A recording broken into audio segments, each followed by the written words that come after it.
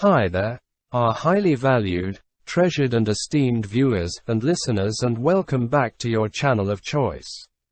This video I am about to present was compiled by Dr. Nath Arawa, a clinical pharmacist by training and profession who is the founder of Progressive Pharmacotherapy Consultants, the premier virtual clinical pharmacy institute for capacity building for healthcare workers. The Virtual Clinical Pharmacy Institute with a difference, where patient safety, medication therapy management and optimal clinical outcomes are very crucial and non-negotiable to us. Here we seek to remain your premier source of crucial tips for high-impact pharmacotherapy services. So, on behalf of the Institute, I humbly urge you all to sit back and spare me part of your very precious time to share with you very useful tips which may prove very, very handy in your line of duty. I now welcome you all to part 457 of our pharmacotherapy series, which majors in pediatric malignancies. The next case reads: FTJ is a 2-year-old girl with a rapidly enlarging mass on the lateral head of the gastrocnemius muscle in the right calf. FTJ has no other complaints. Bone marrow and scans are negative for metastatic disease. The diagnosis is embryonal rhabdomyosarcoma, stage 3, unfavorable site and greater than 5 cm mass.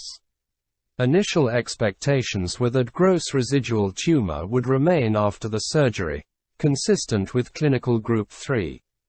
Chemotherapy consists of 3-week cycles of vincristine 0.05 mg per kilogram on days 1, 8, and 15 of some cycles, but day 1 only of some cycles, dactinomycin 0.045 mg per kilogram on day 1 of each cycle, and cyclophosphamide 73 mg per kilogram on day 1 of each cycle with mesna to reduce the risk of hemorrhagic cystitis. Because of reports of hepatotoxicity during a prior study, especially in patients younger than 3 years of age, the protocol recommends all 3 drugs be dosed in milligram per kilogram for children younger than 3 years of age. Prophylactic TMP-SMX is begun at 150 mg per meter squared per day, based on TMP, divided twice daily for 3 consecutive days per week. After each course of chemotherapy, FTJ is to receive fulgrastim 5 micrograms per kilogram per day subcutaneously for 14 days or until the absolute neutrophil count, abbreviated as ANC, is greater than 750 cells per microliter. So my questions to you read: what factors in FTJ are associated with a good prognosis? What chemotherapy treatment would be most appropriate for FTJ?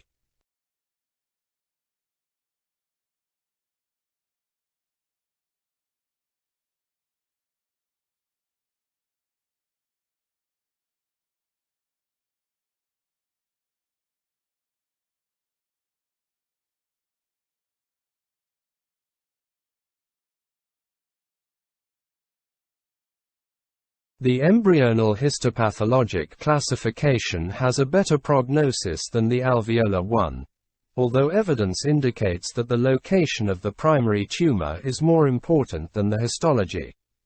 The primary site affects resectability, route of spread, and how early the diagnosis is made.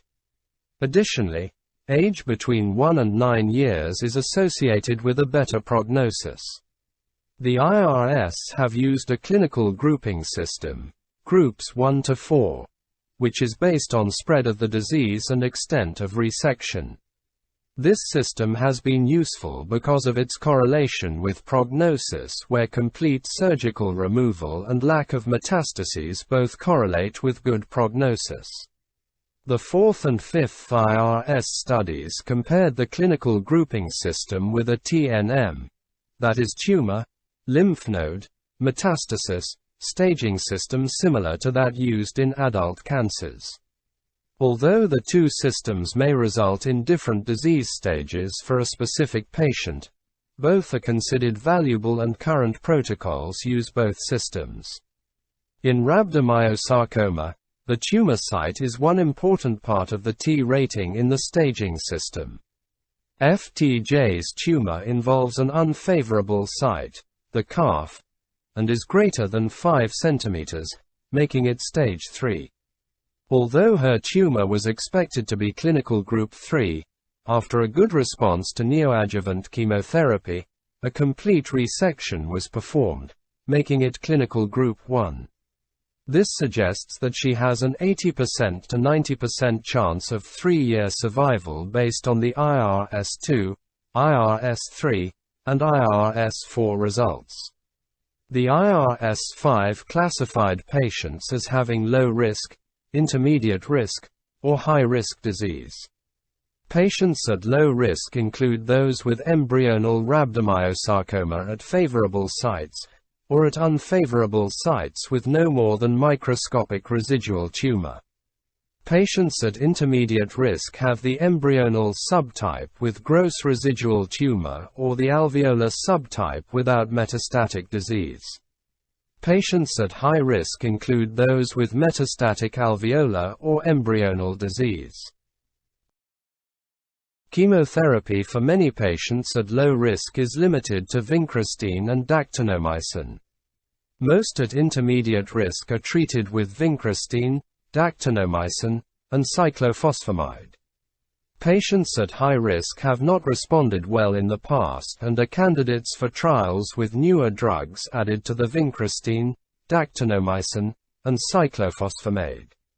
A recent study added courses of vincristine and irinotecan, ifosfamide and etoposide and vincristine, doxorubicin, and cyclophosphamide, COG-ARSTO431, and 3-year event-free survival appears good compared to historical data for patients with 0 to 1 higher risk features. FTJ would be in the low-risk group. However, her large initial tumor justifies adding cyclophosphamide to the vincristine and dactinomycin, as in the intermediate risk regimen.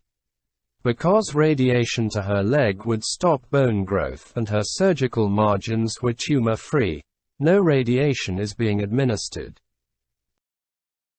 My next question to you reads: what are the reasons for treating FTJ with TMPSMX and fulgrastim?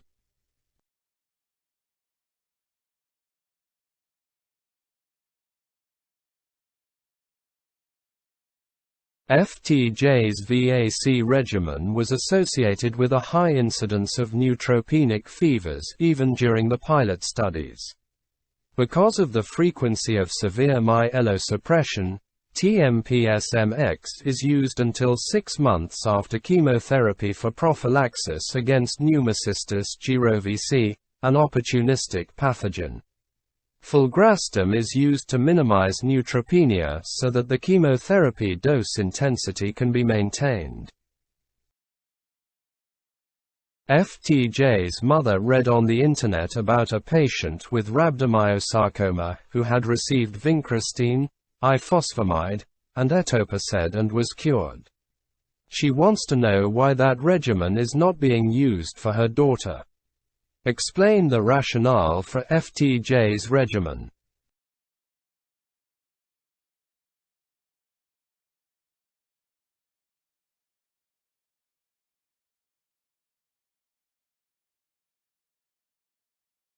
The IRS-4 results for local or regional disease, intermediate risk, demonstrated no advantages of vincristine, ifosfamide, and etoposide or vincristine, dactinomycin, and ifosfamide over the standard vincristine, dactinomycin, and cyclophosphamide treatment.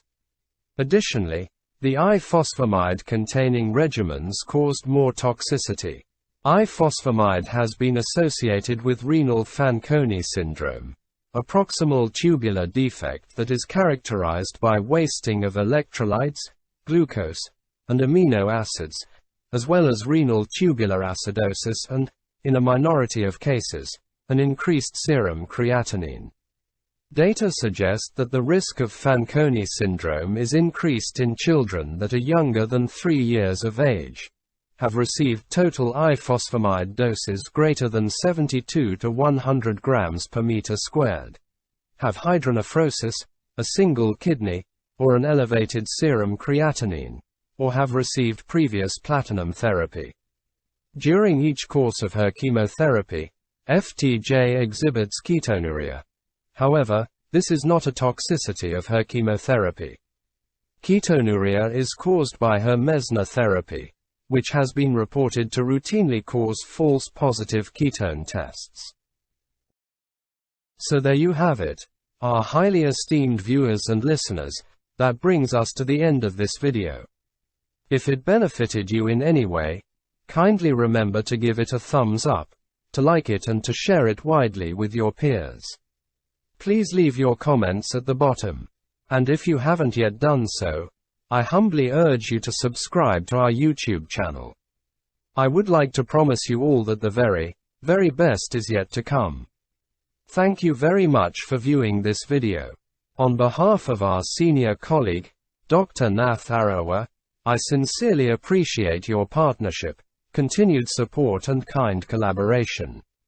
We look forward to interacting with you in the next video, which will be part 458.